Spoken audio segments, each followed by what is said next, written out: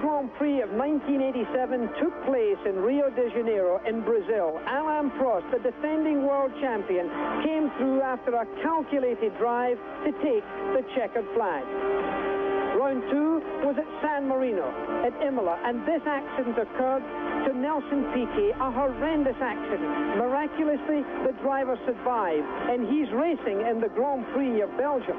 Nigel Mansell, his own teammate, came through to win at San Marino. Round 3, the Grand Prix of Belgium. Nigel Mansell in 1976.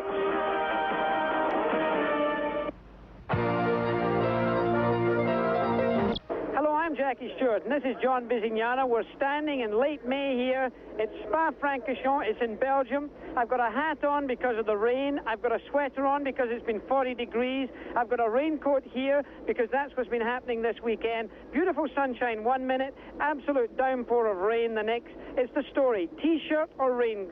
That's always here at Spa-Francorchamps. Now, John, there's more to it than just the rain this weekend. Well, many things could change besides the weather here, Jackie. Number one is Alain Prost, the current world champion. He may be after your record for 27 Grand Prix wins. Now, Jackie, you did that out of 99 starts, so proportionally you're still always going to be the champ. But Alain Prost this weekend, he's looking to tie Jackie Stewart's record, and by the end of the season, he wants to bust it. Well, John had an opportunity to speak to Alain Prost. Everybody is talking about this record. It's giving more pressure on my shoulder anyway, and I will try to get the record as soon as possible, to just keep the pressure away. Sort of like being the first Frenchman to win the world championship, that kind of pressure? Exactly. I think it's about the same kind of pressure, which is unbelievable. It's good, it's very nice, but it's maybe too much at the moment, but it's okay, no problem. Well, Alain Prost is not the only hot story this weekend. Nigel Mansell is the defending champion, and who knows, he could win again because he's in pole position. Nelson Piquet, his own teammate, he's extremely fast. Remember, he's recovered from that accident he had 2 weekends ago at the Grand Prix of San Marino. Ayrton Senna's hotly competitive, looking for a win. Terry Boutsen's a Belgian competing in front of his own crowd. It's as usual going to be a hotly competitive Grand Prix. Whether the weather stays hot, that could be anybody's answer. It's so changeable around here, anything could happen. Now, this weekend again in the pits, Walt Stanner's working with us, so down to you, Walt. Thank you, Jackie. The story down here in the pits is the tires and the weather. A few minutes ago it was raining. Right now it's sunny, a little overcast. These tires here work really well in the dry. These work really well in the wet. The question is which tire to use, which tire to start the race on. Again, right now it's dry. Out on the circuit, 2 miles from here, it could be raining. The team managers don't know exactly what to do. The answer to their question, which tire to use, may be the answer to the question of the day and may decide who's going to win this race. For the Grand Prix of Belgium, in pole position, defending champion Nigel Mansell driving the Cannon-Williams Honda. His teammate is second fastest, Nelson Piquet from Brazil. Third fastest, another Brazilian, Ayrton Senna with a Camel Lotus Honda. Fourth fastest, Berger in the Ferrari. His own teammate is fifth fastest, Michele Alboreto. Then comes the reigning world champion, Alain Prost, in sixth fastest, driving the Marlboro McLaren. Then in seventh fastest is Terry Boutsen from Belgium, a local here at Spa. Eighth fastest, Riccardo Patrese, who did so well at the Grand Prix in San Marino but retired before the end. Theo Fabi is ninth. Stefan Johansson for Sweden is 10th. Eddie Cheever, the young American, brought up, of course, and born in Phoenix, Arizona, is 11th fastest. Derek Warwick, his teammate in the USF&G Aero Megatron car, is 12th. De Cesaris from Italy is 13th. Nannini, also an Italian, is 14th, driving the Minardi. Nakajima, remember him, he picked up the first World Championship point ever by a Japanese driver at Imola. The last Grand Prix covered by ESPN, is 15th fastest. Then comes René Arnoux, Ginzani, Martin Brundle, Campos, Christian Danner. Ivan Capelli is 21st. Philip Ario is 22nd. Streff and Palmer are 23rd and 24th in the Data General Tiros. Fabry is 25th, and making up the grid, Caffey in an Ocello is 26th fastest. This pre-race report has been brought to you by Ford and your Ford dealer. Have you driven a Ford lately?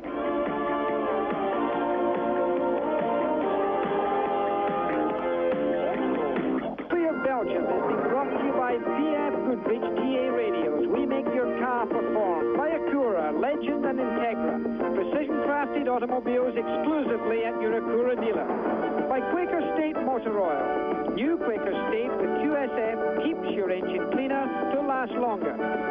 And by Pan Am, you can't beat the experience. Well, the weather here right now as we speak to you is brilliant sunshine. There are shadows and shades all over. You can see them there from the trees. It's 52 degrees Fahrenheit outside. But my goodness, is it likely to change? Well, as the cars pull off the grid there, Jackie, one thing we should comment on is that this is one of the most difficult grids in Formula One. The drivers have to do a lot of things. First of all, the cars towards the back of the grid are actually placed around a corner from the start-finish line, and then the grid falls off down a big hill. So they have to use all three pedals at the same time to keep the car in their starting position. Now, the front row of that grid will reach the first corner at about 100 miles an hour, but because the back rows are so far away, they can be up to 160 miles an hour before reaching that first corner, which is a great difference in braking area. Now, over the last couple of races, there have been several accidents that have eliminated several cars at the first beginning parts of this race. So let's keep a close look on the cars on the grid, see if everyone can keep the clutches correct, the brake right, and the gas pedal correct to keep everything moving so that they do get a clean start, and then see what happens at the first corner. Well, as the cars weave their way to warm their tires up in this really quite cold, still atmosphere, let's have a look at this racetrack of Spa-Francorchamps. From the start-finishing line, they accelerate along to La Source. Now, that's going to be a first-gear corner for those race drivers, and then they accelerate from second to third to fourth to fifth to sixth gear before Eau Rouge. Very tricky left-hander going up to a right-hander uphill. They're in fifth gear by then. And then they're going to accelerate right up into sixth gear for the fastest part of the racetrack to an area called Les Combes, which is a sort of fast chicane. It's taken in second, then third gear before they accelerate along towards Malmedy in fourth gear. Malmedy is a right-hand hairpin. It's taken in second gear, so it's quite slow, up to third, then to fourth, fifth, even sixth gear before they drop into a very fast, long left-hand bend. That's in fifth gear before snapping into sixth gear to again heavily brake for a sort of chicane area. It's not a chicane because it's a right and left sweeper in third gear. Before going to Stavelot, that's the furthest part from the start-finishing line. That's a fourth-gear corner. Accelerate to fifth, then up to sixth for Blanchemont, and then a long section through the wooded area, beautiful area of Spa, until they come to another false and artificial chicane called Clubhouse. It's taken in third gear for the first part of it, clicking into third gear, then up to fourth gear to cross the start-finishing line. A very fast lap at speed. The curbs are very neat. The racetrack generally is sort of billiard table surface. Very good surface here. The big story, as we said in our opening, is that of weather. Don't be confused by the shadows, by the sun that you're seeing right now. There can be circumstances here in the Ardennes Forest area where it can be torrential rain, and it's not even 2 miles out of the racetrack. It can sometimes be a few hundred yards. So this is very crucial. The cars are starting on slick tires. That means the race will be designated as a dry race. If it does rain, the clerk of the course can stop this race by showing a red. We'll give you more of that story as the cars come through to the final chicane. This is they call it the bus stop. It's the name of this little chicane area, and you can see Mansell in pole position, Piquet coming up there, and then Senna. Incidentally, John, I think Alain Prost could win that 27th Grand Prix victory here. Now, Walt Stanner's down in the pits. Walt, can you hear me? Are you there? Yes, Jackie. Can hear you fine. Everything's down here in the pits is okay. There's nobody scurrying around trying to do anything. It doesn't look like there's anybody in trouble. The cars are just coming up now onto the grid, so we're going to take it back up to you and for the start. Well, thank you very much, Walt. One quick mention we should have at this point is that Christian Danner is starting from the pit lane in the spare car, and also Capelli in the March is starting from a Formula 3000, is starting in a Formula 3000 car that only has a 3.3-liter engine in it. And Derek Warwick of England is also in his spare car with the USF&G Aero. So there have been some changes early on in even the warm-up here, Jackie. Well, this is a Grand Prix that you can see the cars are still coming to the stop, so they're not under starters orders. You can see the corner there. The Belgian Grand Prix has been won in the past by Phil Hill of America, by Dan Gurney and an All-American Eagle in 1967. Mario Andretti won this race in 1978. A race that's steeped in history. It's got the great winners. The red light is on, 10 seconds, within 10 seconds, and it's a green. Mansell gets away to a clean start. So does Senna. There's a big block up in the back end there. Senna looks himself. He's got into second place. Watch the traffic bring in. Piquet's trying to go around on the outside. This first corner has created a lot of incidents in the back. It looks like it's clean so far. down to Eau Rouge. It's Nigel Mansell in the lead. Ayrton Senna's in second place. Then the other Williams, then two Ferraris, then Alain Prost, then a Benetton. It's a clean start. The doctors, the reserve cars going round to fill in just in case there's an accident in that first lap.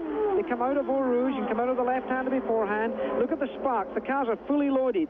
This is one of the bumpiest parts. Ayrton Senna in the Camel Honda engine, of course, remember, rather than the Renault last year, goes through. Senna, a man who would like to win and start this season in San Marino, doing well. The Ferraris, Alboretto's giving Berger a lot of pressure there. Well, there's a great deal of competition between those two Ferrari drivers. Of course, we should mention that on the grid, we saw one of the Ligiers on the left-hand side of your screen having a problem. That was Genzani. He is off the grid now, and then the shot back to the grid was Christian Danner coming away from the pit lane. Down to Walt Stannard. What do you have for us in the pits? Nothing really serious with Danner. It was just a flat batter. They had to do a quick change. There wasn't time to do it so they could get off to a regular start, and he's underway now. Okay, Walt, thank you very much. You can see the picturesque view here of this Spa. They're waiting for this track to fill up with racing cars. This, of course, is the picture high from the helicopter, and this is a replay of the start that you're looking at right now. You can see the acceleration there, and look at that Ferrari coming alongside too. The Ferrari gets taken by Piquet on the outside. A brave move by Piquet. There wasn't any room left for him. He almost got there. They almost touched. You can see it's a very tight start here. This first corner can cause a lot of trouble at Spa-Francorchamps. This is the road course part of the racetrack, incidentally, as they go down here. On the left-hand side of the top end of the picture is Eau Rouge. This is the end of the first lap. Nigel Mansell comfortably leading. Ayrton Senna is behind him. Piquet then. Then comes Berger. No, Alboretto. Berger's missing. Berger is missing. Something's happened to Berger. There's also trouble with one of the Benetton cars going very slowly past the pit. It's the local Belgium. He's in trouble right at the very beginning. That's Terry Boutsen. He's in trouble. Oh, that's a disappointment. Jackie, on that replay, we had just a split-second shot of, I believe, Arnoux and the other Ligier going off the track. He rammed into the car in front of him, and then we saw just a half a second of him actually off the circuit. So we're trying to get a report on both Ligiers having a rough first lap here as Terry Boutsen, the driver from Belgium. Half these people have come here to see Terry Boutsen as our in-car camera goes on and off. Terry Boutsen, a very short Belgian Grand Prix. Well, that is a disappointment here because obviously a very Belgium involvement here. He's one of the few drivers to come out of Belgium in the top line of Grand Prix driving. Obviously, Jackie Stewart was one of them when there's been a multi-car accident. One of the Tyrrells, AGS, and the normally aspirated Le Rouge. I think we have a red flag on the circuit. There has been a multi-car accident. It's definitely one of the Tyrrells there. It looks a lot of that car is off. There's 3 cars stopped. At least 3 cars. The marshals are running back. It looks like an engine and gearbox have come off one of the cars. There's a considerable confusion. One of the Lolas, certainly one of them, and that would be Alio. Alio in the Lola. We saw him earlier on. That's his car up front here, Jackie. That's right. It's the very front one car. is Alio. The black flag has been shown all around the racetrack right now, and that's what happens. They show the red flag only at the start-finishing line. The clerk of the course does that. The Belgians are very safety conscious. There's been a lot of concern. This is the pit shot that you're looking at right now. Obviously, the camera's on the move. Maybe it's in Ferrari. There's obviously a Ferrari involved. Alboretto was missing as at the end of the first lap. Remember, I said he was missing from Berger, so it may be one of the Ferraris because that pit camera certainly. There's the Data General car. It's Streff. He's out the car. He's still got his helmet on. He looks okay. Philip Streff getting into the doctor's car with his helmet on. Professor Watkins is in the white Porsche there that you see. I think we have a replay, Jackie. There may be a replay, but that is of the cars. You can see one car's been on the grass there. He's gone round the accident, the wheel coming off the car. The Lola is coming to a stop. Now, that looks like Alio came to a stop. The accident, the car behind Philip Streff, is that Philip Streff's car? He's getting over the barrier. Or is that Jonathan Palmer? It's both Data General cars. Yes. Jonathan Palmer on the right and Philip Streff getting out of his car on the left. Berger has stopped and gone into his pits to explain to Marco Piccinini, the team manager, and his mechanics. Postlethwaite there. Berger explaining the situation because they've come to a stop. And, of course, the drivers, he probably never saw that accident unless Alboretto was involved in it, but he's describing it, so it must have been where he was involved. This is the little hairpin, and there's the Data General car that is very heavily damaged. The engine and gearbox have been ripped off of that car. If that is the car of Philip Streff is okay, so don't let's worry about it for the moment. We're at the Grand Prix of Belgium. The race has been stopped, and we'll be right back after this. Grand Prix of Belgium, a very peculiar happening. In fact, it's been more than 30 minutes now since the beginning of this race. An incident occurred, a very fast part of the racetrack. A major accident occurred involving both Tyrrells and Alio, and you can see that car still running. But the two Tyrrells very badly damaged, one of them with the engine and gearbox wrenched off of the car, so the red flag was shown. We are now back on the grid, as you can see, and we're setting up for a restart, which may yet take a few minutes. Walt Stannard is down in the pits and has the whole story with what happened and how it came about. Walt. Okay, what seems to be clear is that we have both Tyrrells involved in an incident up in the back section of the accident. What's not clear is whether Jonathan Palmer can start in the backup car, because that car was entered for Philip Strife, and he's unable to continue. We also have the Ligier team. They have both their cars back in the race. That was luck for them, because in the first turn, they lost one of the cars, or rather lost the front wing of that car, and so they have time to come back in. Adrian Campos in one of the Minardi's just came by and said his gearbox broken, so he's out. Fortunately, both Berger and Boutsen were able to get into their spare cars after the incident down here just before the pit straight where they came together. We'll go out on the grid a little bit and see if we can get some interviews with them. Thank you very much, Walt. Well, let us explain that what happened was at the last corner, just before the pits, there was a coming together by Berger in the Ferrari and Terry Boutsen in the Benetton car. Boutsen's car had a badly damaged rear suspension, and we saw him coming to a stop.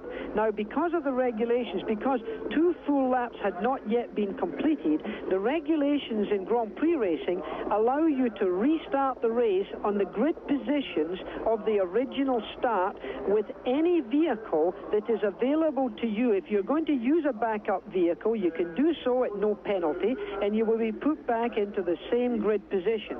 Your other car, if you're going to use the car that you started in, has to be able to come around the circuit in its own steam and is allowed to take up the position on the grid for that original start. It sounds rather complicated, but in fact it allows a restart to occur, and the same race distance will be involved. They'll be able to refuel the cars, and it's just like this is the beginning of the real Belgium Grand Prix, the next start that you will see. The weather has still stayed good. It's still sunshine, and it's still relatively warm at 52. We're at Spa, and we'll be back for more.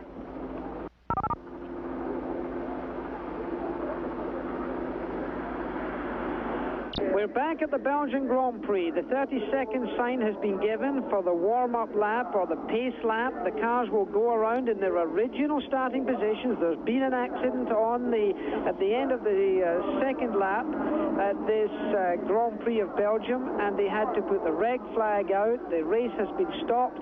They will start, as I said, in their original grid position. The car are rolling round. We have information for you. Capelli, who had to start on a Formula 3000 car because his own race car stopped in the earlier warm-up lap, is now back in his original race car. The mechanics ran out onto the circuit, drove it back, and it's in the race, so that's okay. Our information is that Alio spun and caused the accident to Streff and Jonathan Palmer. That's the information that we have. Now, of course, this is not first-hand, so we have to take it slightly as it's intended, but that's the information we have. Of course, the coming together of Berger and Boutsen, that was another thing right in front of the pits almost, and of course both of those drivers are back in the race. It is not yet confirmed to us that Streff is in the Tyrrell Data General car. We are being told now, in fact, that Streff, even though the car was enormously damaged, the impact was absolutely incredible, and he's back in the car, but Jonathan Palmer did not restart because they had only one backup car, so he in fact is not starting this race. Exactly, Jack. The other person out of the race at this moment is one of the Minardis. Mr. Campos had gearbox trouble on that first lap. So, as we said, it was a very active first lap here in Spa. Good luck for some people. Good luck for Berger. It's for repairs. Right, down to Walt Stanner. Are you listening to us? You're in the pits? Yes, Jackie. Just had an opportunity to talk with Ken Tyrrell. Even though his cars are out of the race, he still had a smile on his face. He's been around a lot of years, and so he's seen this kind of thing happen before. He told me what happened was that Philip Stripe had an accident all by himself, got off the course, came back across, debris all over the course, and then Jonathan Palmer came into that debris and had his accident. So that's really what happened up there. Still don't know exactly what happened with Alio. Well, thank you, Walt. It just shows you that you can't listen to everyone all of the time. It was suggested that Alio had spun to cause this incident originally. We'll have to wait until we get an eyewitness report on that one. So they are completing now their pace lap. Alain Prost, the defending world champion, he was fastest this morning, incidentally, in the warm-up. And as a man, as I said, maybe if you were here at the very beginning of the telecast of this event, I have chosen to win the race. It gives them the opportunity to equal my record. The Belgian Grand Prix, a place of great history, one of the most wonderful trophies to be won here with the greatest names in racing. Fangio, Jim Clark won it 4 times. Phil Hill of America won it in 61. Dan Gurney in his own ego in 67. And then Mario Andretti, of course, and I hope Mario might be watching this show at Indianapolis while he watches everybody else qualifying. He won it in 78. They're coming again to what they call the bus stop chicane, and this is the end of the lap. They'll form up in this long extended lap, which in fact continues round a blind corner, so it is a very peculiar start, John. Well, it's around that blind corner, and as we said earlier, it's also down a hill, so it's one of the most difficult starting grids in Formula One. Silverstone, you also have to start around almost the chicane at Woodcut. But very quickly, Jackie, they have brought the Tyrrells right outside of our position here of commentary, and it's amazing how strong these carbon fiber chassis held up in a shunt that was near on 200 miles an hour at that point, and also not one drop of fuel has dripped out of either car. So that is some 195 liters as we see the grid coming. There is Philippe Strife. Now, this man sitting in that race car right now has just come out of an accident at well over 180 miles an hour, not more than about 30-35 minutes ago. How would that affect you, Jackie? Well, I think I would be having a little bit of a knee trembler right now as the cars come to stop. Remember, all the cars have got to come to a stop before they get the red light, which means that they are under starters orders. Continue to remember that this first corner is a first gear corner, has caused a lot of congestion in the past, and now we've got the red light. We're waiting for the start. They're off. A lot of moving around, and look at Senna. He's taken the lead from Nigel Mansell. Senna and Piquet's been outed as well by one of the Ferraris. That looks like Alboreto. One of the Benettons well up there. That would be Boutsen. They're all through. They're clear. A piece of one of the wings have come off, and there you see them bottoming out. Senna takes the lead. This is the on-car camera. Slightly lost there in the Belgian crowd. This, of course, has been fed to us by Belgian television, but at least they've got through this very difficult first series of corners as they head up to the fastest part of the racetrack, well over 200 miles an hour, looking from our helicopter, down, waiting to see the cars at the other end. And as we understand it, was right in this section, the fastest part of the track, where that 3-car accident happened. So we're very lucky to have Strife and some of the other people back in this race. So, picture here, but the young Brazilian in the Camel Lotus, and here we see the camera being on the car of Nakajima in the Lotus as he goes round there. He's got a bit of catching up still to do, as you can see, but the picture is good as he changes gear. Then he's going down. He's up into 5th gear now and into 6th gear, dropping down.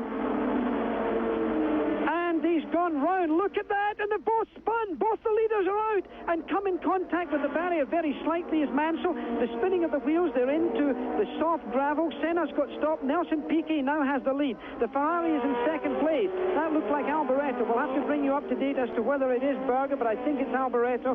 We have, my goodness, that's a big difference now. The World Championship is wide open as we see a replay. And Nigel Mansell tries to go around the outside. It seemed to me that Senna was in the marbles on the inside, which was very unusual. Whether they came together, there's another matter. But the pirouette almost in unison. They stayed away from each other at that point. Not even the nose cone of Mansell's car was touched.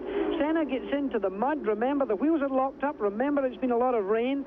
Nigel Mansell may just have kissed the barrier. So there it is. Piquet first. In 2nd place, Alboreto. Third is Alain Prost. Fourth is Boutsen. Fifth is Berger. Sixth is Fabi. Seventh is Patrese. And Patrese goes off the road a little bit, and then they come down the hill. Prost is the man to look for in this Grand Prix, believe me. Well, Alain Prost got a terrific start off that starting grid, and we have Nigel Mansell. He is dragging the bottom end of that car that you saw the sparks coming up. That was not just bottoming out over high-speed bumps. But let's see if he goes into the pits. I would think he would have to go into the pits. You can see the race control car just in front of him there. Those two people have had such in Canada and in Australia last year and so forth, and Brazil twice, I believe. And Senna is getting out of his car. He kept the engine going at one point. You could see the left rear wheel spinning in frustration there. He is in a sand pit. Now, that is built to slow down those cars before they get to the Armco barrier. Well, what a big bit of excitement here in Belgium. This is, I'm afraid, synonymous with this track. It's had drama, excitement, as well as everything else. Now Piquet is drawing away slightly. You can see he's opened up a little bit of a gap. We're looking for the Ferrari coming in. That's Michele Alboreto in the Ferrari in second place. Alain Prost is in third place. Alain Prost, the professor they talk about, he's calm, he's calculated, he will take his time, and he will not have to rush. Nelson Piquet is known to be the hare, and Alain Prost sometimes can be called a tortoise, but my goodness, he gets results. Well, Alain Prost, we call him the most calculating driver in Formula One. As they do come around to complete another lap, he is in third place just behind the Ferrari. I think he's catching him up a bit. That Ferrari has tremendous power down these long straights, and we have a blown engine. That is Berger. We have a blown engine on the second Ferrari. Berger, you can see the tremendous fire coming out of the back of the car there. I'm sure he must know what's going on. I'm sure he will come into the pits for sure, but that is one Ferrari. Now, Berger has not had too much luck in the beginning of this Grand Prix. Boutsen now ahead of his teammate Fabi, making a move on his own teammate right to the pits. A cloud of smoke going into that Ferrari pit. It's the second pit into the garage area. And there is no spare car for him to get back into. He's in the spare car now. So Berger, first of all, having an accident on the second lap of this Grand Prix, and then blowing an engine on the second lap of the restart. Now they'll have to be careful as they come round to that part of the racetrack next time around that there's no heavy oil on there. Of course, flag marshals will give that information to the drivers. There you're full of action. Stay around. There's a lot more to come because this is only the beginning. ESPN, we'll be back.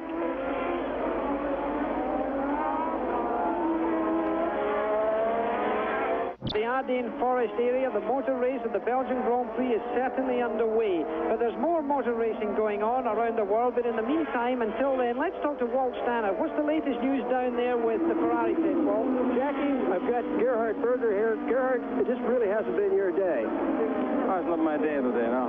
Looks not very good. But everything was going well. Was in the spare car, was a little bit different balance, so I had to try the first lap to be careful.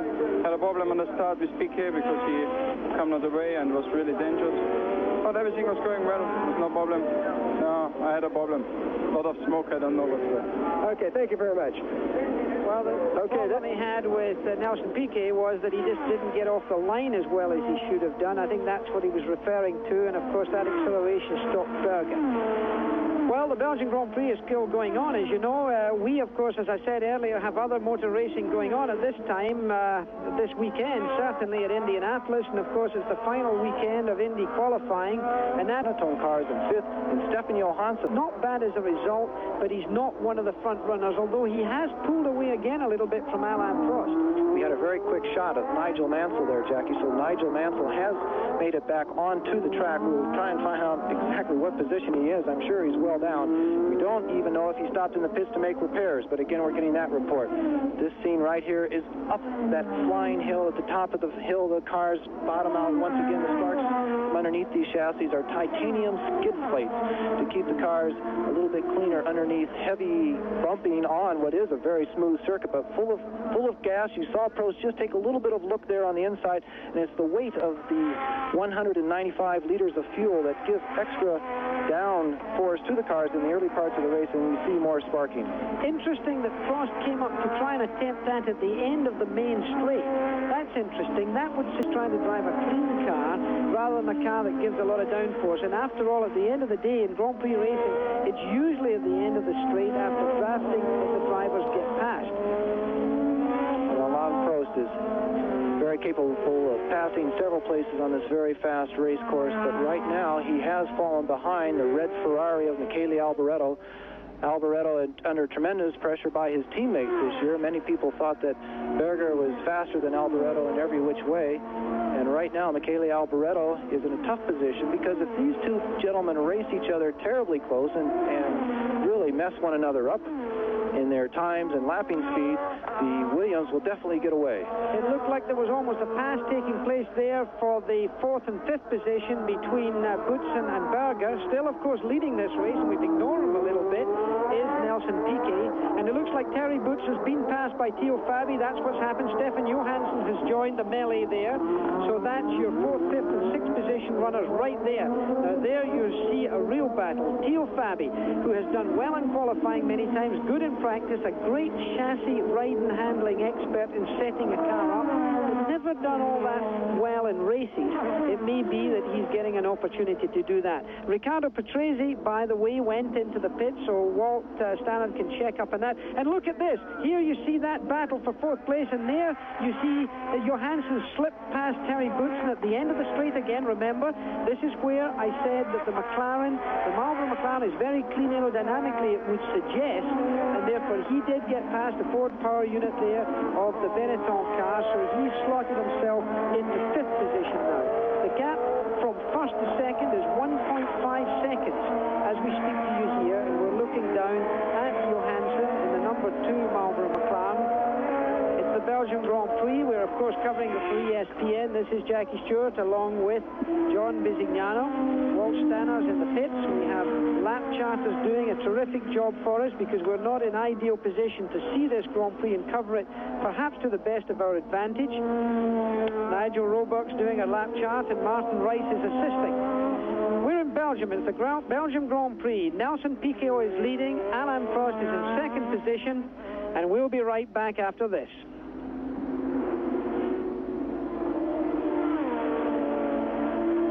Coming to the Belgian Grand Prix.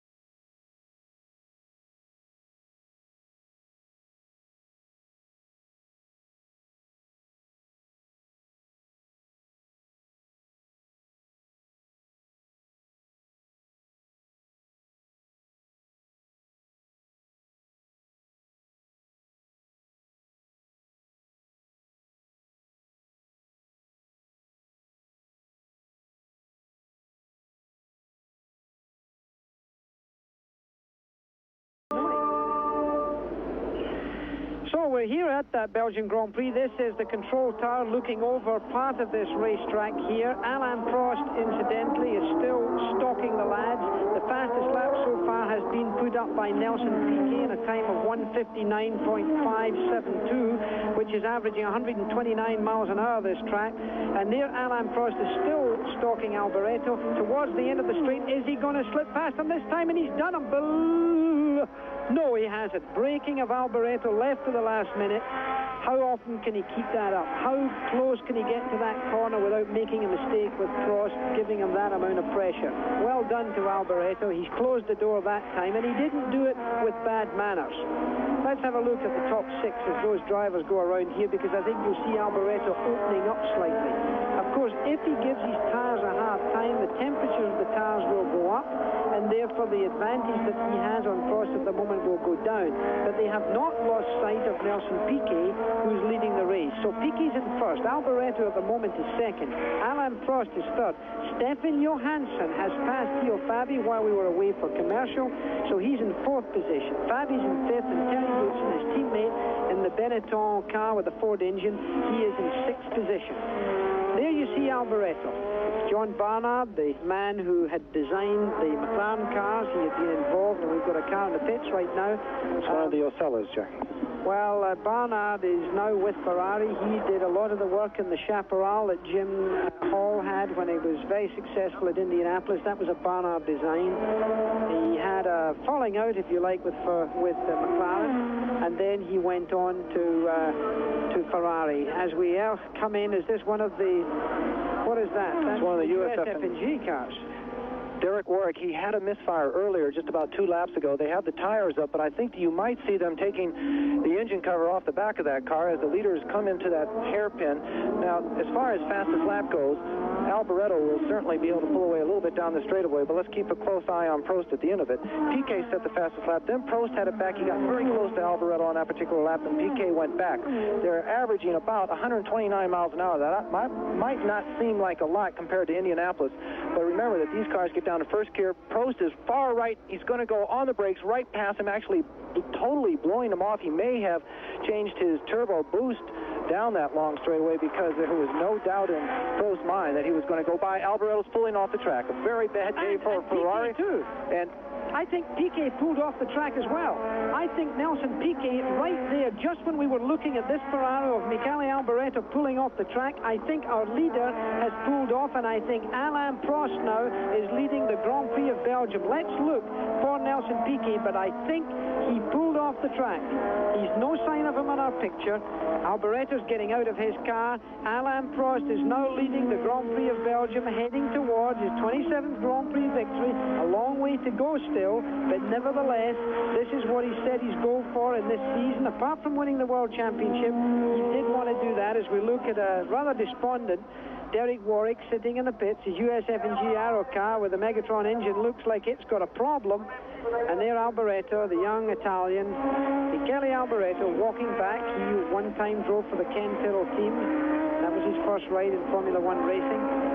Waving to the crowd, acknowledging him, a good-humored man, gentleman. They still haven't shown us if Nelson Piquet did in fact pull off the track or not, but for sure they're showing Alain Prost in a certainly a leading position. Why we cannot get a shot of Piquet, only the Belgian cameramen know. Well, I think you can assume that Piquet is out of this race and that Alain Prost is now leading it.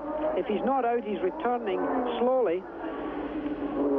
That's a big shock for the Williams team because, of course, we saw the incident earlier where Nigel Mansell spun with Ayrton Senna, took himself out of the race. He's now considerably far back. He's 1 minute, I think, and 13 seconds behind the leaders. So that's a situation that he hopefully has to build up. And you can see the crowd waving to Alain Prost as they recognize the new leader. Terry Boutsen with a Ford engine Benetton is in second position, and Prost's own teammate, he was ahead of Fabi. He was ahead of both Benettons. Yes, well now it's Fabi in second place. It looks like Theo Fabi in second place. Johansson is in third place. Boutsen is in fourth. De Cesaris in the Brabham is up to fifth place, and Eddie Cheever is in sixth place. This is a bizarre race. Well, we said it was going to be bizarre. It always is bizarre. The first corner was probably the safest first corner we've ever had in Belgium for the last several years. There is Piquet. He has his arm up. He's coming into the pits. He's up on the curbing. They're waving flags to let the other drivers know that there is a slower car ahead. Let's try and see if we can catch this Williams pit stop. And right behind him, both Williams right now are in the pits. This is certainly a difficulty for the crews. That is Nigel Mansell, the British driver, and just behind him on the left you can see his teammate, Nelson Piquet. Nigel wiped his visor and went off with a new set of tires. Piquet looks a little bit more terminal. They're trying to push him now into the same position where they will change the tires or do the most work on the car. This is very disappointing for Frank Williams, who probably has one of the best organized teams in Formula One. For both cars to come in at the same time is a disaster. But they're taking the engine cover off of this car. I think Nelson Piquet thought the end of the day had come for him, and he had pulled off before he got to his pit, thinking that there was something else to do. This is, you see Alain Prost coming through the back markers. That's Streff, who had the big accident. He's just coming up to lap. He's putting a lap on to Philip Streff. He's got a normally aspirated engine. We're looking out, the clouds are gathering here. It is not impossible for rain to occur here during this race. If that were to happen to a point where it would, in the clerk of the course opinion, threaten the safety of the event, he would show the red flag, and all of the cars would have to come in to replace their tires and put them onto wet. So that's something that we've got to look out for here. One thing we should mention there is that the reason Prost blew off the Tyrrell car so well down that back straight of Philippe Strife, there's almost 150 horsepower difference between the two type of cars. One is a 1.5 turbocharged engine, the TAG engine being so successful in the McLaren chassis. As we go back to the Williams pit, I think PK is still in the car. They are putting new tires on, but the engine cover is still off. First six at the moment. We have Prost in the lead, Fabi from Italy second, Stefan Johansson in the other Marlboro McLaren from Sweden is third place, Terry Boutsen, the local hero from Belgium in the Benetton, is fourth, Andrea De Cesaris in the Brabham that went so strong by his teammate down in Imola, fifth, and Eddie Cheever, the American, is in sixth place. If he holds that, he will collect 1 point for the Belgian Grand Prix. The Grand Prix of Belgium has its leader, Alain Prost, cruising round now. He must have backed off considerably. We've got a lot more to come, though.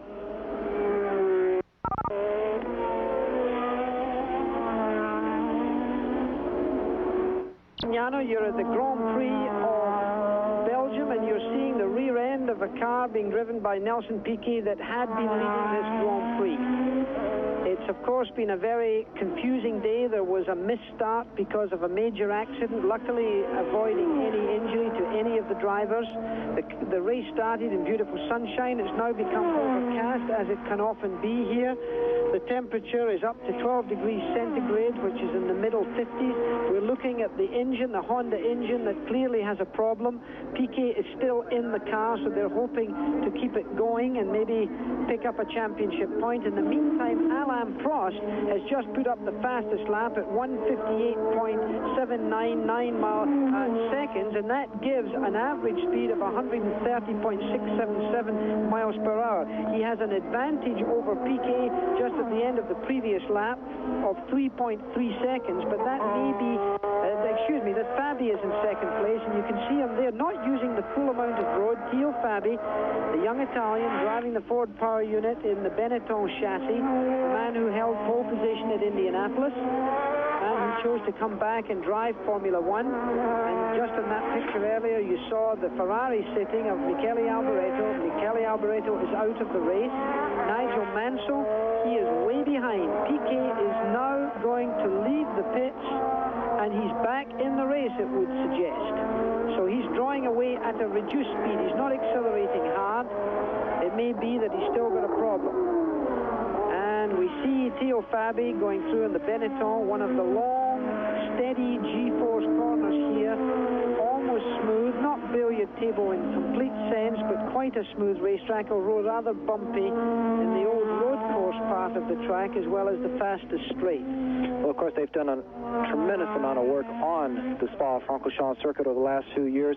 Many of our viewers will remember 2 years ago when the Grand Prix here was at the same time of year, and the temperature got over 75 degrees, if you will believe, and the whole track started to melt after resurfacing. Jackie Stewart was digging a ballpoint pen into the surface of the track with no problem whatsoever. The officials say that the race was never canceled, only postponed until the following September. So they did have a full calendar that year, and the Belgian Grand Prix was one of the events.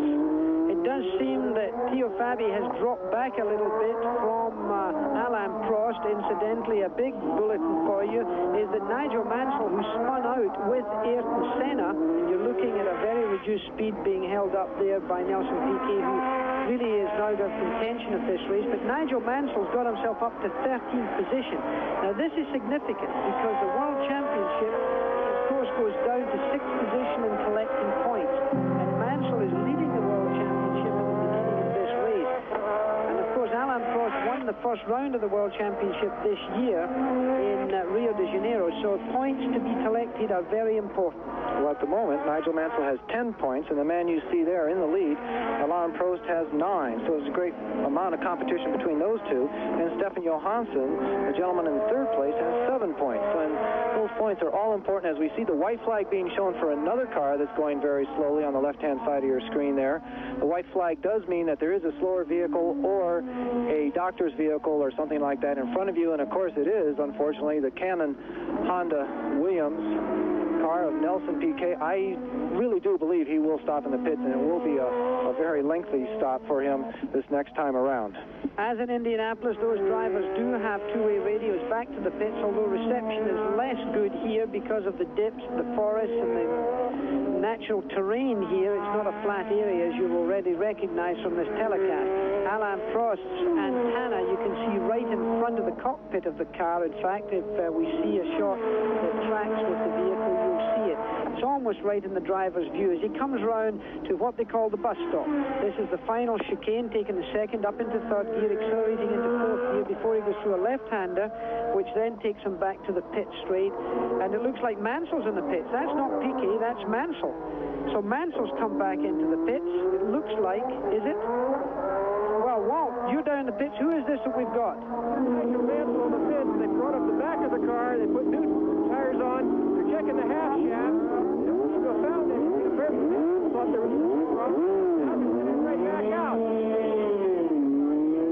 Thank you, Walt. I think we can assume that the under tray problem, and there looks like, who is that coming back, walking back? It's the March driver. That's Capelli.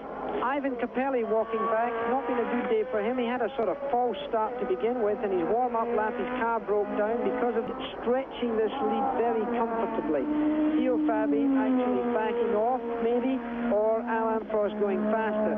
Of course, Fabi will have to watch out for Stefan Johansson, the teammate of Alain Prost, on the Marlboro McLaren second-string car, so that'll be something else to look out for.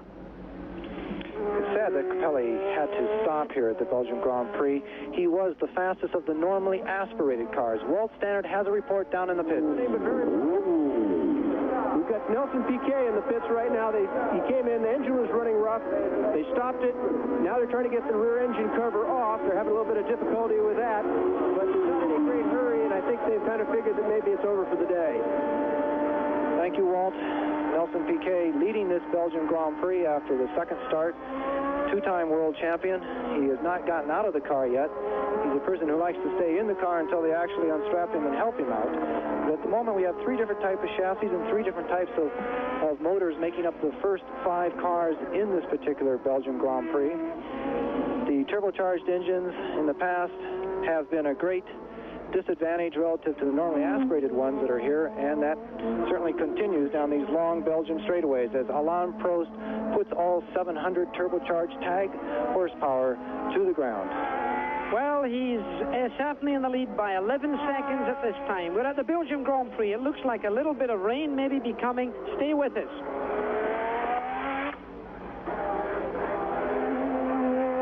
Belgium, but more things in the sport tonight with ESPN. Game 1 of the NHL Stanley Cup Finals. Philadelphia at Edmonton. The Flyers will travel north to the north of the border to play the Oilers on their home ice. Well, that'll be the start, of course, of this exciting Stanley Cup Finals, and that's tonight at 8 p.m. Eastern Time. The NFL Stanley Cup Finals on ESPN tonight at 8 p.m. So the Grand Prix of Belgium continues. That is Stefan Johansson, who has now taken second place from Theo Fabi. So the Marlboro McLarens are sitting now in first and second position. The difference between Prost and his teammate is about 17.5 seconds. Prost has got a commanding lead here. His number in this race is 1. He earned it. He was the world champion last year. But the number 2 car and number 2 in this race is Stefan Johansson, the Swede, and he's negotiating the chicane area there at the top end of the racetrack. Walt Stannard's in the pits. Walt, down to you. Okay, Terry Button's just come into the pit. I think it's a routine pit stop. It's hard to see with the crowd around him. One thing a little bit earlier, I was told that he backed off the pace. But still, you got to remember that was a spare car, so it may not be set up exactly right. In fact, now this pit stop is looking to be an extraordinary pit stop. In fact, I think I can see his helmet. Maybe you can see better, but I think he's out of the car. It looks like Terry Button. I can't be certain. Jack Jackie, take it back up maybe you can see better. Well, thank you very much. As the Bootson's still in the car, but it's smoking a lot. Terry Bootson's sitting in as a lot of smoke comes out the back end. It looks as coming from the brakes.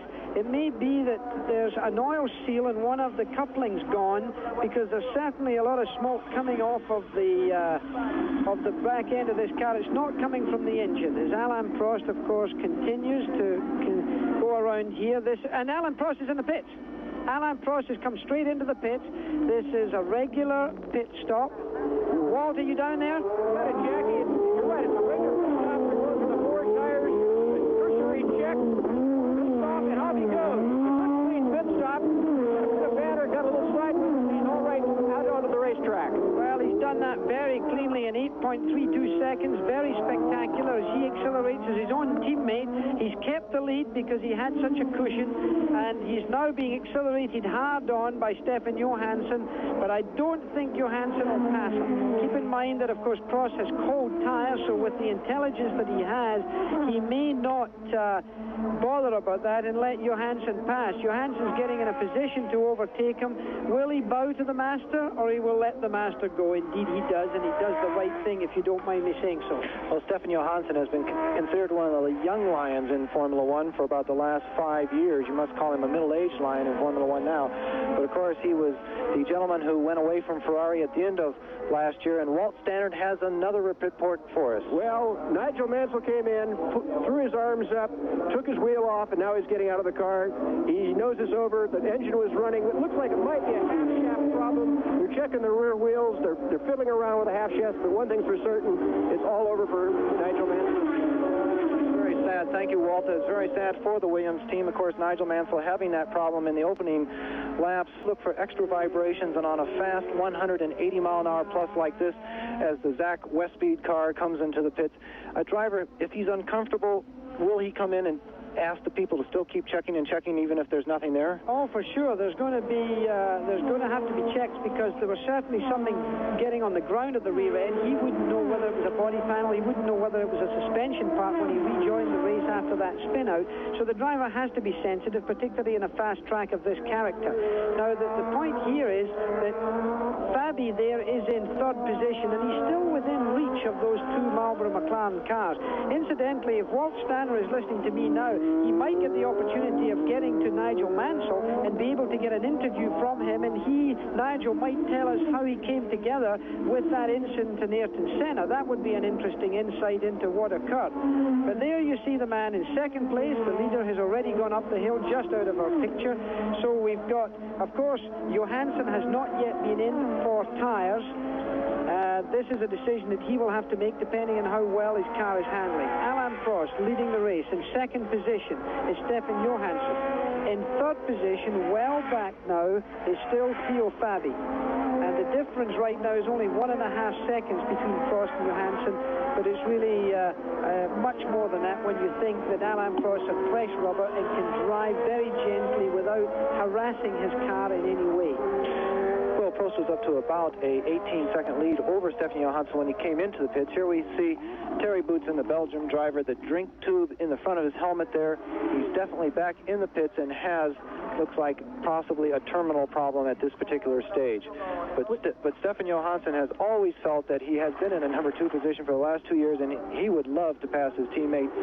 Would Ron Dennis allow that, Jackie Stewart? Well, listen, we've got to talk about a potential problem. That's a car going off the track here. It's a retirement. It's one of the Osella cars. He's not in trouble. It's not an accident. But we've just been reported, and maybe Walt can confirm this, there seems to have been a fight in the pits between Nigel Mansell and Ayrton Senna. That's being reported to us in our commentary position. So if that has taken place, I think we want to hear about it. And if we can get a comment from one of the drivers, it would be most helpful.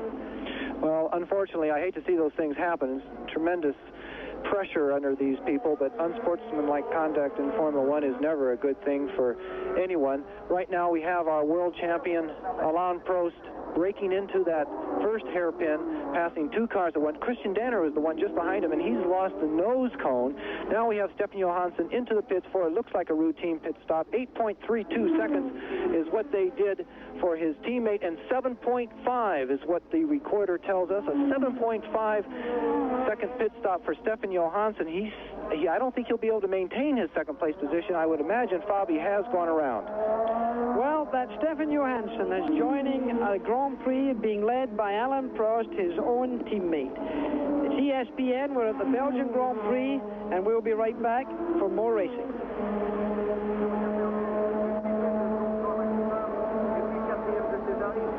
These steep grooves here allow the car not to aquaplane in very wet conditions. But in Spa, half the track can be dry and the other half of the track can be wet. And in the past, this very soft compound could actually be worn out in 1 or 2 laps. So Goodyear has come here with a whole new compound and a whole new way of securing the tread to the tire, which will allow this particular rain tire to last for an entire semi-wet or half-wet, half-dry race.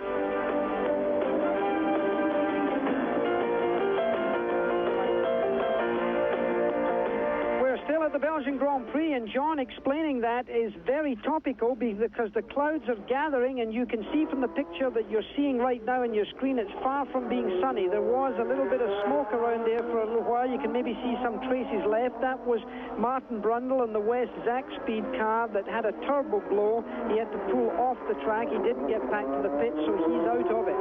And that's the car camera that you can see of Nakajima there. He's behind Alain Prost, and he may well have a go at Prost because corner on a racetrack is the one leading on to the longest straightaway. And if Prost can maintain speed up and around those S's onto the top of that hill, that huge acceleration you see down the straightaway from someone else who's maybe lifting off going through those S's is not only just that beautiful tag turbo power, but also the emphasis that he has going on to the long straightaway. Cars out of this Belgian Grand Prix at the moment. Of course, Jonathan Palmer in the accident and caused the first restart as Eddie Cheever, the American, comes into the pits. Let's hope it's just a tire stop for the Arrows team. Campos was out with gearbox problems. Senna was out with a spin. Berger is out with engine problem. Alvaredo is out also with engine problems. PK with engine problems. Nigel Mansell, will call it out because of suspension problem due to an accident. Boutsen also out with suspension problems. Unfortunately, the Belgian driver out. Cafe is out, and Martin Brundle in the West Zach Speed car. He is the gentleman out. You saw some of his smoke in the long shot there with the little Zach Speed 4-cylinder turbo totally destroying itself down that long straightaway. Well, Theo Fabi at the present time shows himself to be in second position. Down in the pits is Walt Stanner. Now, we did get reports that there had been a contretemps, a little number between Nigel Mansell and Ayrton Senna. Do you have a story on that down there, Walt? Well, I expect to hear something shortly from the Williams people. I can tell you that Nigel looked extremely agitated, very, I don't mean just from the heat out here on the track. He went right into the back, into the paddock somewhere, came back very angrily and went right into his dressing room, and he won't talk to anybody. Find out more about that. I don't know. Both the Williams cars went out, as we know. Nigel's car went out because of something in the back, as we guessed earlier, and Piquet's car went out just out of simply a blown engine. Well, you can see the Japanese engineers taking down their antennas for the radio as Walt was doing his report from the Williams pit, so you were seeing it really from the right place. Ayrton Senna leads Alain Prost leads the Grand Prix of Belgium. He's doing it comfortably. We'll be back for more.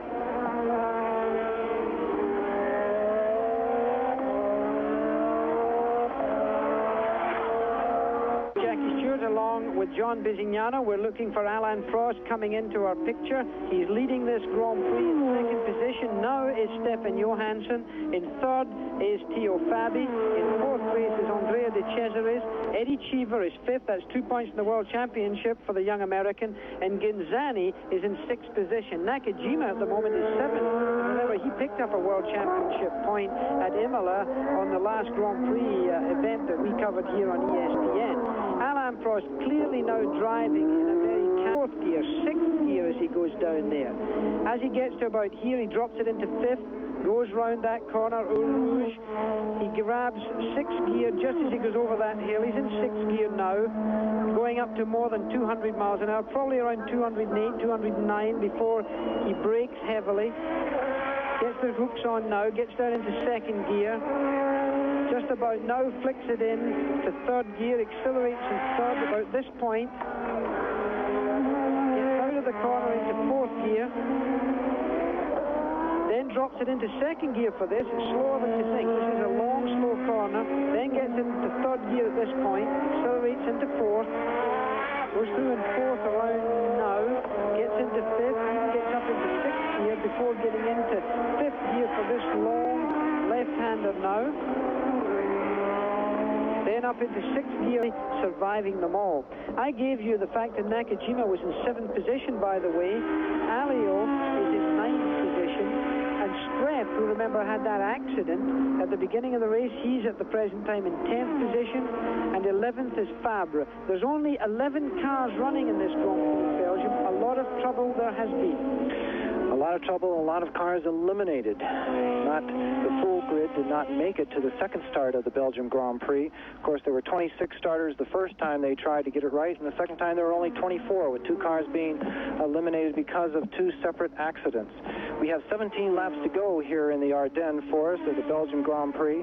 Alain Prost seems to be driving very comfortably, coming up behind the USF&G car at the moment is the current world champion. I'm sure that Eddie Cheever, the only American in Formula One Grand Prix racing, will be the gentleman that he is and wave him by, or at least let him by. Eddie Cheever from Arizona sticks to the inside of the track, and Prost goes by very easily. As Jackie has said, he's driving very comfortably. You see the wheels are not up on the curves. When he comes out of a corner, he's not all the way to the grass, but before he has gone into this comfortable mode, he set another track record of 131 miles an hour. And once again, that might be a little slower than the average lap at Indy, but of course remember that several times on this circuit they are all the way down to first and second gear. Okay, so you see Theo Fabi around there in third position. His teammate, incidentally, went out with a CD joint broken. We showed some smoke coming to the end of that, his race, and we'll be back for more.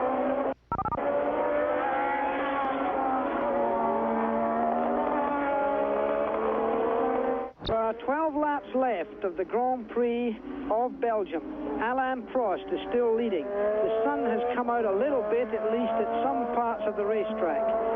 So therefore, we hope that it will remain that way. This is the replay of Andrea de Cesaris taking third position from Theo Fabi, coming into what they call the bus stop chicane. He uses a wee bit of the curb on the way in, but it was a clean pass. Fabi responded very positively and let him through without the kind of wheel banging situation that could have occurred. As we look at Nakajima, who's now got himself yet again up into the World Championship points. He would get 1 point if he stayed in the position he's in right now. Right now he's 6th. You can see the lens has got a little bit of dirt on it there, but Nakajima's driving through without a great deal of effort. Alain Prost certainly is driving with not a lot of effort. And this would be, with 11 laps to go, 11 laps left for him, this would be his 27th Grand Prix victory. Now, that would give him the same number as I have. I remember when I beat Fangio's number, and that was a great moment for me. I felt greatly honored. And then I remember when I beat Jim Clark's record, and that for me, he's delivered those Grand Prix victories with tremendous dignity. He's a wonderfully smooth driver. So let's keep our fingers crossed for these remaining 11 or 10 laps to go.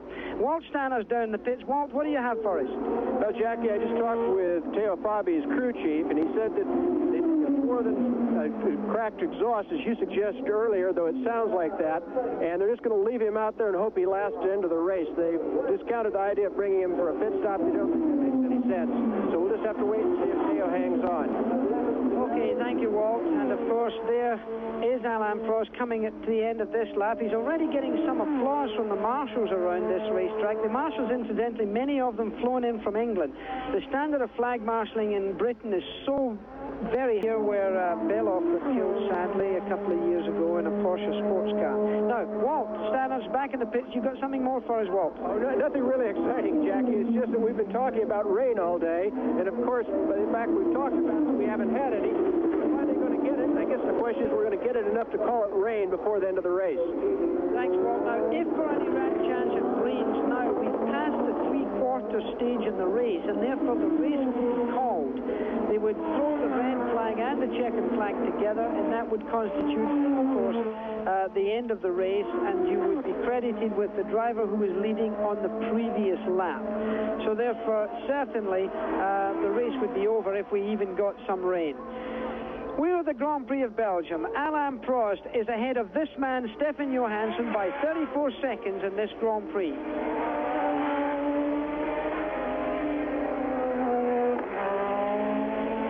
It's the on-car camera of Nakajima in the Camel Lotus. We just lost the picture for a moment, so we've gone back to real racing, if you like, as the cars come down from La Source into Eau Rouge at a fairly high lick.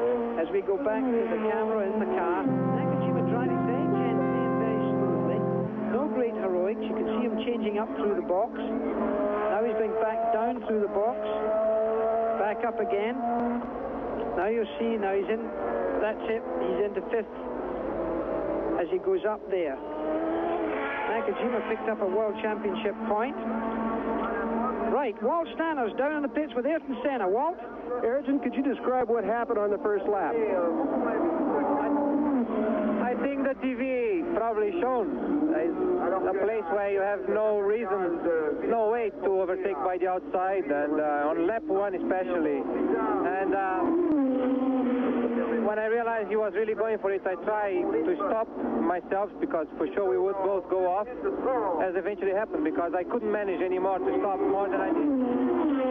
And the result is there. We both went off. Did you have words after Nigel came back in? Have you talked with him since that happened? I was in my pits watching the TV, and he came to talk to me. Thank you very much.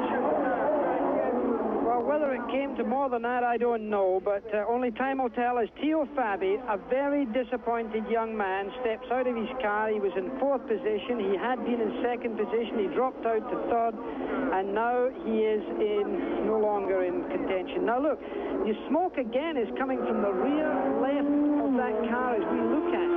Not coming from the engine cover. Now, a CV joint, constant velocity joint, went on the same teammate car of Terry Boutsen.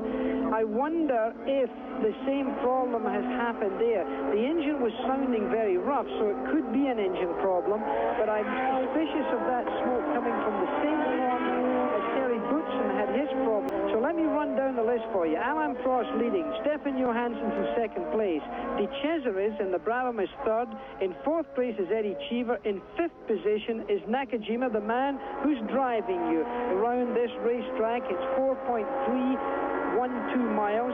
Nakajima's fuel consumption, incidentally, will be about 4 miles to the gallon as he's driving around here, so he has about 1 gallon per lap.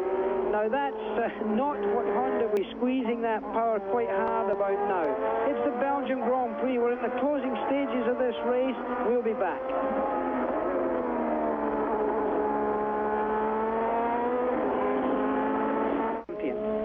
Who's looking for 9 points. He won in Rio for the Grand Prix of Brazil. He's looking for another 9 points now. He's only got a few laps left to go in this race, about 7 as he comes up to the end of this lap. It'll be 7 more laps to go for him. In 2nd place we have Stefan Johansson. In 3rd place we have Andrea De Cesaris. In 4th place we now have Eddie Cheever. In 5th place we have Nakajima, who looks like he's going towards Eddie Cheever. They say he's closing on him. Then we have René Arnoux.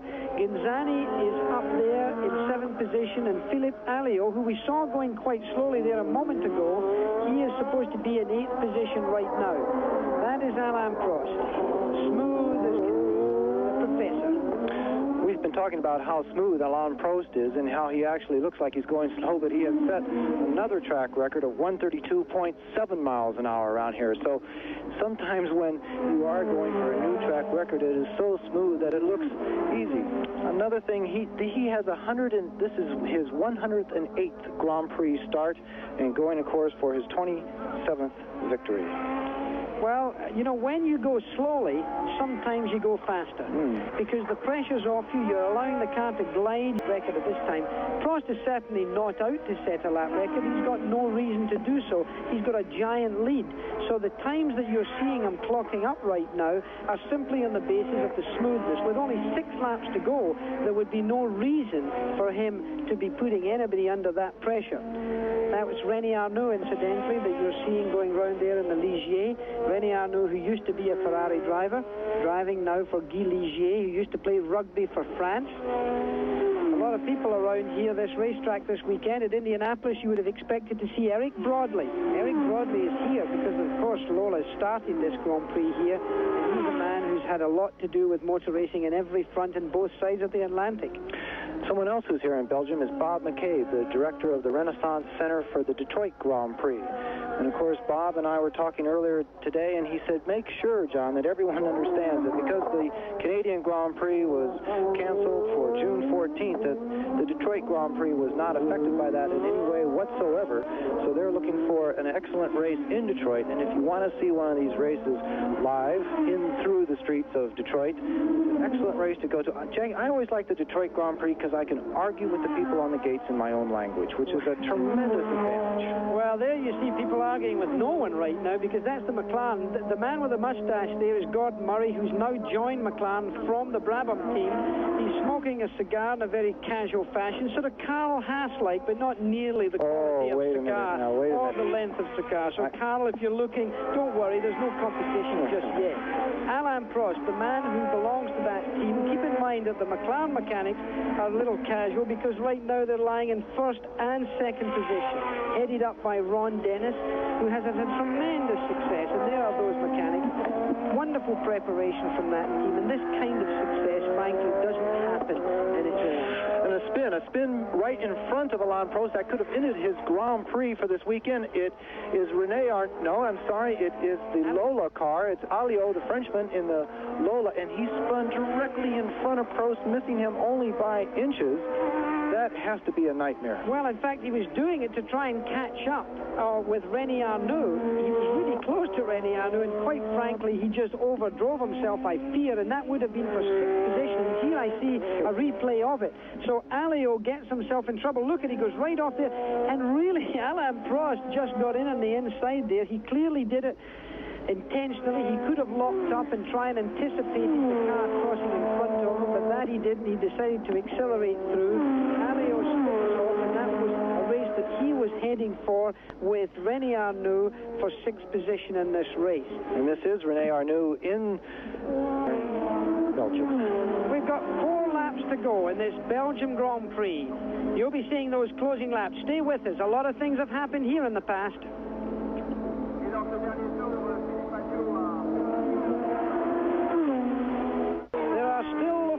To go for this man, Alain Prost, heading for a victory in the Belgian Grand Prix. A trophy that you would want to have your name on. The leaders, as we look at Alain Prost right now, is of course that he is in the lead. The world champion is leading this race.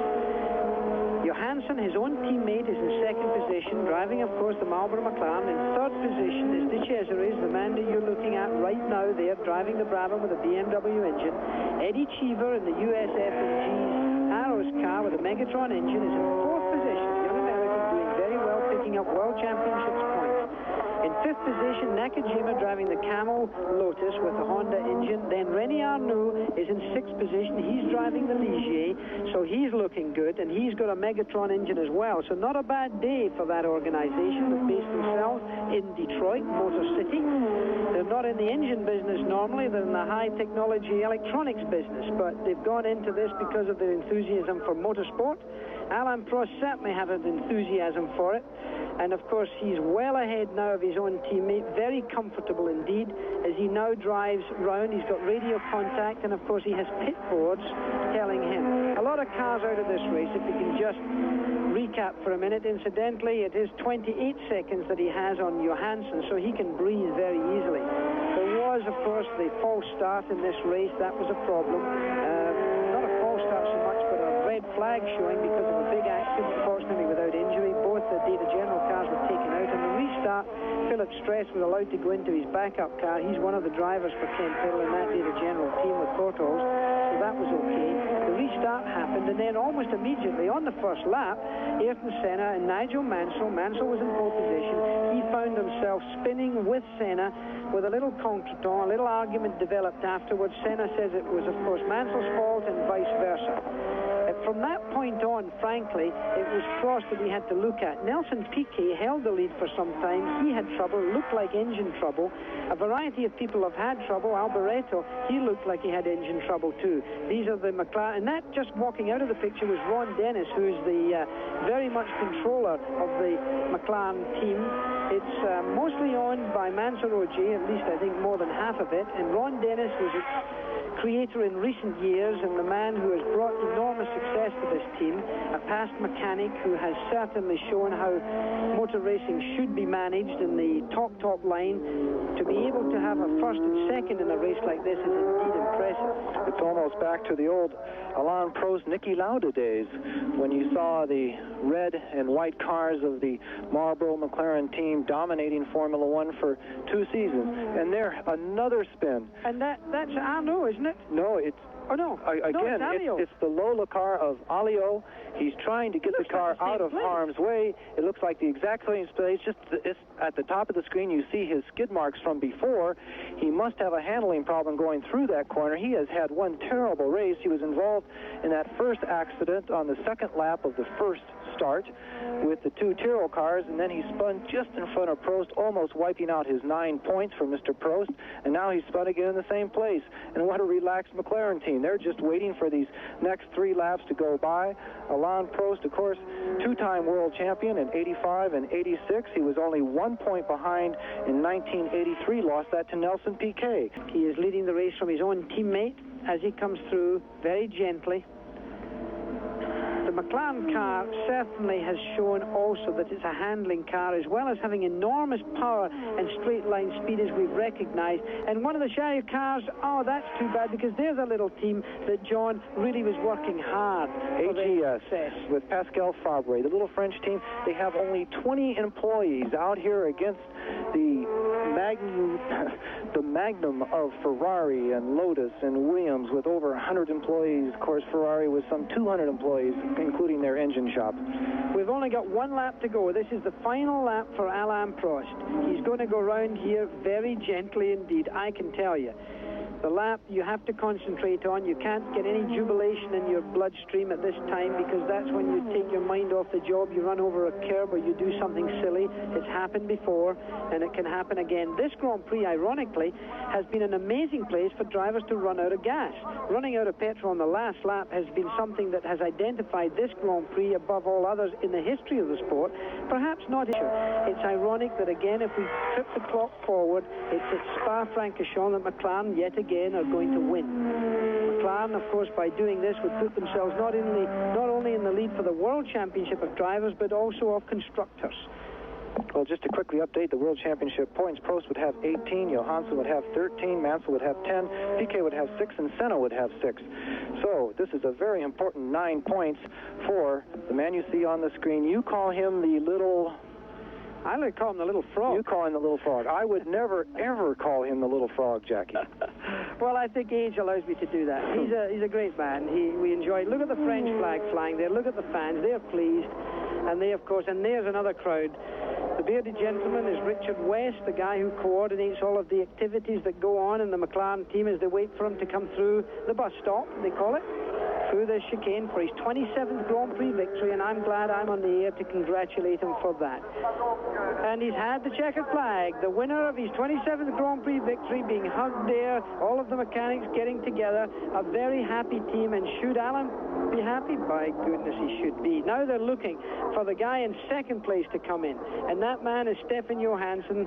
And this is Prost coming down the old pit lane as it used to be, and he'll be going into the compounded area where the cars will be scrutinized and technically checked. And there you see the claps and applause from his own team again for Stefan Johansson, carrying the number 2, finishes in second position. He also will be marshaled into the compound for technical checkups.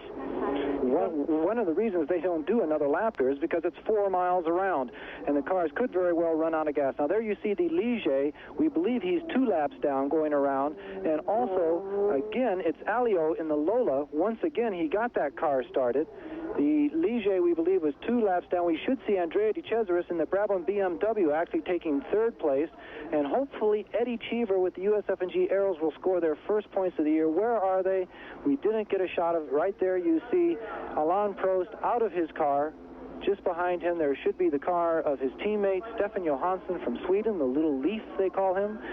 And there is the Ligier pulling in, and right up against the wall, waving in a full exuberation. He should have kept his hands on the steering wheel there, Jackie. He almost banged the pit wall. That was Eddie Cheever with Nakajima right on his tail. So they may have been battling for the point. That could have been 4th and 5th place, as our numbers tell us here. It was right there. That was indeed it. Walt, you're down in the pits. Where are you? I'm down here in the McLaren pits with Ron Dennis. Ron, it's got to be really pleasing to have 1-2 here and Alain equaling Jackie's record. How do you feel about all this? Well, particularly fitting that we won the race. I'm very happy. The team played a big part, because for the last 30 laps Alain had no computer, and we've been running his car from data off of Johansson's car, so it's a really good team effort, and Johansson had a lot to do with winning the race too. Well, it seems like the crew is maybe happier, or at least as happy with Johansson finishing second as Alain finishing first. Well, we're here to win both world championships, both the drivers and the constructors, and obviously having Ferraris and Williams not really in the race today, those points meant a lot to us, and we can go to Monte Carlo in a pretty strong position, and obviously we're very happy. Okay, thank you very much, Ron. Congratulations, a good win. Thank you. Well, we're right on top of that. Ron Dennis, as one car coasts itself across the up towards the end there. That's Andrea De Cesaris getting out of his car. He should have finished 3rd. This is the Belgian Grand Prix. We'll be back to you to give an update on this. He has not crossed the finishing line yet. He's in a slightly downhill situation. It's difficult for him to push, and it could be that he's going towards the finishing line to cross the finishing line in order to get his 3rd position. Whether this is correct or not, we don't know at the present time. We don't know whether he's got 1 lap up on the car of Eddie Cheever, who was 4th, and the officials won't help him because that would eliminate him immediately. So we're still waiting to hear from our lap chatters. We're in a position that we are out of sight of this. The Olivetti Longines system, unfortunately, has broken down. Everybody seems to be of the opinion that that is him trying to cross the finishing line, in which case it would be 3rd place that we're talking about. It's absolutely essential information for us. I'm sorry we can't be more specific with it. It looks like De Cesaris has given up his push back and is leaving the car there. The officials are coming to pull his car away. If he is a lap ahead of Cheever, then he's okay. We are being told he has indeed finished 3rd. That is our information. It is not confirmed officially at this time. Eddie Cheever looks like he's finished 4th. Nakajima is 5th. And that looks like the story as far as we have it. So certainly Alain Prost has won the race, and certainly Johansson is in second position. So we'll come back to give you the final figures after this commercial break, and I promise you by then we'll have the official message. At the Belgian Grand Prix, the car you're seeing now is being towed along, but let me give you the final order. Alain Prost wins his 27th Grand Prix victory here in the Grand Prix of Belgium. In second place, his own teammate in the Marlboro McLaren is Stefan Johansson. In third, we can confirm right now is Andrea De Cesaris driving the Brabham with the BMW engine. In fourth place, very good for the Americans, Eddie Cheever, born in Phoenix, driving the USF and Giaras with the Megatron engine. In fifth place, in the Camel Lotus with the Honda engine, is Nakajima with 2 points in the World Championship for him. And in sixth, finally picking up 1 point in the World Championship for René Arnoux and Ligier. That was, of course, in sixth spot. Now, John, quite a finish. Oh, a fantastic finish. Very close for certainly Nakajima and Cheever in those fourth and fifth place. Now, what all this adds up to is World Point Championship points. The first six score points, and Prost is in the lead with 18 points. That's 5 points over second place Stefan Johansson. His teammate, Nigel Mansell, has 10 points. No points for him today. His teammate, Nelson Piquet, no points for him, but he has 6 points. That puts him in fourth place. Senna is in fifth place with 6 points also, and Alboreto with the Ferrari is in sixth place with 4 points. The Constructors' Championship, which the teams are really interested in, of course, it's the Tag McLaren team, 31 points, Williams Honda team, 16 points, the Lotus Honda team, 9 points, and Ferrari coming in with 7 points in fourth place. Fifth place is the Brabham BMW team with 4 points, and bringing up that sixth place is the Arrows Megatron with 3 points. Well, that's the World Championship of Constructors. Alain Prost is on the podium along with his teammate. He's on the right-hand side with the red jacket, and of course also De Cesaris is on the left of your picture. This Grand Prix of Belgium has been brought to you by BF Goodrich TA Radios. They make your car perform. And by Mobil 1 Synthetic Motor Oil. Mobil 1 protects your engine better than any conventional motor oil. And by the Champion Spark Plug Company. This, of course, has been the Belgian Grand Prix. The winner, of course, Alain Prost. 27 victories. Well done, Alain. It's been a very exciting Grand Prix, and you've seen a lot of that action on ESPN. You'll be seeing a little more Formula One when it comes to the French Grand Prix, which will be our next Grand Prix to cover. That's in France at the Paul Ricard circuit. That'll be live July 5th at 6:50 a.m. Eastern Standard Time. Get up early for that one. And then, of course, following this program will be more coverage of the Indianapolis time trials to make the field. Jackie Stewart and John Bisignano from Brussels.